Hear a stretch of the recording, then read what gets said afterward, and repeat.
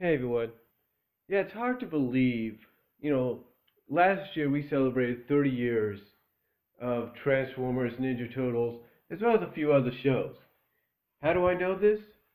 Zero Nizarak of the Multimedia Chronicles every night, well, not every night, but every other night would do a watch-a-thon with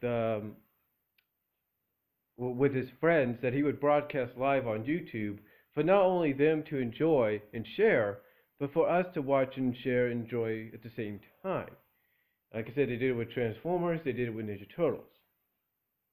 Because it's been 30 years at that time. Well, now it's going to be 30 years this year for more notable shows that were released at what I consider the peak era of the golden age of animation, which is the 1980s. Several shows made their debut in 1985. Some notable, some not so noticeable. Some shows, like say Bigfoot, made his debut, but didn't last that long. I think Inhumanoids also was around the same time. I'm not really sure, but if so, they too are celebrating 30 years, Bigfoot and Inhumanoids. Another show that's sort of celebrating 30 years this year, even though I don't really think it has been 30 years, is Shira. Shira right here is, I think, celebrating 30 years as well. But she's not the only one. See, there are other shows as well that are celebrating 30 years. There is. Now, like I said, 84 and 83 were the debuts of, He-Man, G.I. Joe. Those were the 30th anniversaries that we got in 2013. Those are the most notable ones. Last year, of course, like I said, Transformers, Turtles, and even Heathcliff celebrated 30 years. But 1985 was really the establishment year for a lot of animated programming. Saturday mornings or weekday afternoons or weekday mornings, this was the year. This year was the peak year of the golden age of animation in the 1980s. This along with 84 up to about 87 were the peak years, were the ones that showed that the 1980s will always be remembered as having some of the great animated shows of all time. And the late 80s, the mid to late 80s, would basically be the firm establishment that the 1980s are always going to be the decade when it comes to animated shows to try to live up to, if not beat. But, of course, there were other shows as well that came out in 1985 that are very notable and are celebrating 30 years.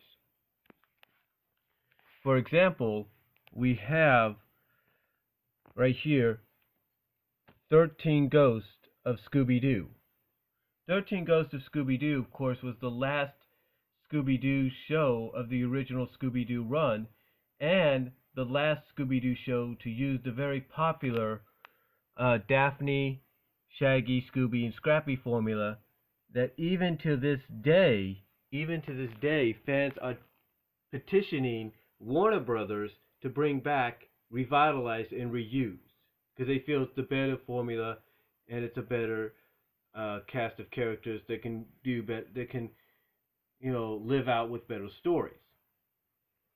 Now, another show, of course, that's celebrating 30 years is Jason the World Warriors. This show I do remember watching as a kid because I would watch it. It came on, I think, KTVU. I would watch it every afternoon, and it was a very fun show to watch. And I think maybe I had one or two toys on it. I'm not really sure. Then down here, of course, one of the notable big ones celebrating 30 years is Thundercats. Thundercats, of course, which was a huge phenomenon, along with, of course, Silverhawks, which came out a year after. But Thundercats, a huge phenomenon that I quite frankly enjoyed watching. I really did. I really got a kick out of it. I think it came on syndication. I think it was also KTVU. You see, at the time, this was another thing too. At the time, there was a lot of syndicated stations that had certain licensing rights to air uh, certain shows. And basically, basically, Thundercats, I think, was part of the KTVU licensing, along with Silverhawks being part, I think, is the same thing, or part of KBHK. I can't really remember. I know KTVU had Thundercats. I think Silverhawks was also KTVU. Can't remember. But they aren't the only shows celebrating 30 years this year. Now, you also have things like Bigfoot, like I mentioned, and Inhumanoids possibly. Dragon's Layer's animated show is celebrating 30 years. But we also had a show that became the foundation of what would be the Disney afternoon. At the time when it came out, it was just a Saturday morning cartoon show. This, along with two other Disney programs, are celebrating 30 years this year. The first two that are celebrating 30 years as far as animated series goes are Winnie the Pooh and the Wuzzles. The Wuzzles, of course, came on CBS on Saturday mornings, only lasted one season, and they got repeated on ABC the following year, but is indeed celebrating 30 years this year. Same with Winnie the Pooh. But out of those three Disney shows that's going to be celebrating 30 years, this one lasted for up to 6 seasons. That's right, 1985 to 1991. And again, it was the foundation in which the Disney Afternoon was built on. And of course, I'm talking about the Gummy Bears. That's right, the Gummy Bears came out in 1985 along with the two that I've mentioned, but became the more successful ones as far as the three were concerned. Now, you might say, well, Winnie the Pooh was successful. He kept going. Yeah, he did. There's no denying that. But Gummy Bears was was by far the more superior one of the bunch. There's no doubt about it. And again, it laid the foundation of what would be the Disney afternoon. And that was always something that you could look back on with fondness and say, this show, celebrating 30 years now, set the tone for the Disney afternoon. And since it has been 30 years, it's going to be 30 years in September, you have to wonder if Disney might hopefully release the complete series to celebrate 30 years and maybe rebroadcast it on television down the line, or maybe even put it on Netflix as part of the deal with the Netflix corporation. We'll just have to wait and see. But it's been 30 years, and I'm happy that, you know, this show has lasted that long as a franchise. And I'm happy that this show was the foundation for the Disney afternoon. Another show celebrating its 30th anniversary this year was part of the Tonka toy line. Part of the Tonka toy line. I remember having the little robot. I remember having the car, and I think I even had the truck. And this show was another show that I think I watched on KBHK. I think it was on the weekdays for a little when I watched it, and it was also, I think, on the weekends, mostly Sundays. But I saw some of it mostly, like I said, on the weekdays. And of course, I'm talking about Mask.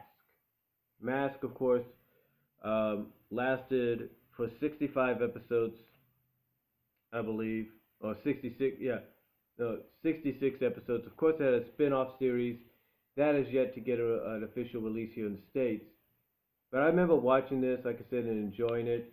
And of course, it had anything, if you were a boy, that you liked, as far as like transforming robots and stuff. So, well, not robots, but transforming vehicles and stuff like that. So, it was pretty cool. I really liked it. And like I said, I remember having some of the figures as a kid, especially this little guy. So, yeah, I think if Zarin Isaac has this series, he should do a watch-a-thon for it. And the same goes for another series that's celebrating 30 years, and it's ironic that for its 30th anniversary, it's getting a live-action feature finally in theaters. Unfortunately, it's going to be taken off the Netflix streaming app. off Netflix streaming in a few weeks. You can still kind of catch it on Discovery Family late at night, early in the morning, if you will. And of course, I'm talking about Gem and the Holograms. Gem and the Holograms came out at the time that my sister, I guess you could say, needed somewhat of an alternative to what I would watch. You see, my sisters did have alternatives. They had Shira, they had some of those shows that they would watch, My Little Pony, and then when this came around, they definitely got their alternative, their answer to what I would watch in G.I. Joe and Transformers. They got their alternative. And of course, being a young kid, a young boy at the time, I didn't really watch it that much. I mean, I did watch it, but not as much as, you know, looking back at it now, that maybe I should have given it more of a chance. Because it is a good series. It wouldn't have lasted as long as it did if it wasn't that good. And I do remember that USA once had the rights to it to air, I think, maybe the final season, because it was popular. But I think USA, along with syndication, aired the final season altogether, basically a combination of the two. But like I said, I remember this show came out, and my older sister was such a fan of it that when she would get the figures, she would also get the cassette tapes with it. So that I remember very clearly for some odd reason. But, you know, it's hard to believe that this came out in 1985, 30 years ago. And basically, you could tell even back then, Hasbro was doing their homework. They realized, okay, we have two juggernauts here in Transformers and G.I. Joe. We need alternatives for the young girls. Okay, here's My Little Pony, and here's Gem. But what I think they didn't realize was at that time, and even today, you kind of see the same kind of influence. They didn't realize at the time you would have young girls be interested in G.I. Joe and Transformers, while young boys would also be interested in Gem and My Little Pony. It's kind of hard to believe that. And again, that same influence is felt today. But again, I believe there's another watch-a-thon as far as 30th anniversaries go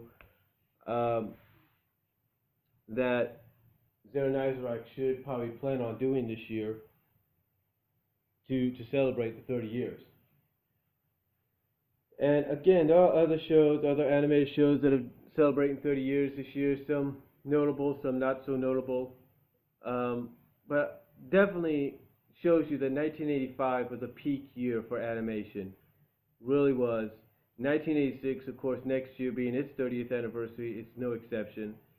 But 1985 really established was really the peak year of the 1980s animation, kind of showcasing that not only did we get sort of a taste of it at the beginning, but we were now getting into the meat of it.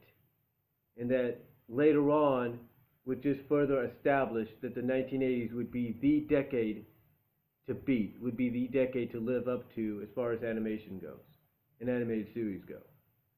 So that's my take on the 30th anniversary of several 1985 animated shows.